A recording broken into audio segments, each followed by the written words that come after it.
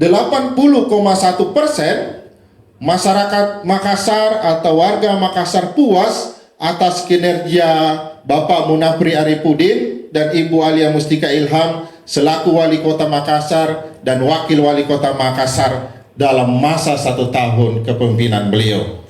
Jadi kita temukan fakta datanya bahwa 80,1% approval rating Wali Kota Makassar Bapak Munafri Arifudin dan Ibu Alia Mustika Ilham selaku Wakil Wali Kota Makassar, persepsi kepuasan publik mencapai 80,1%. Jadi analoginya ada 10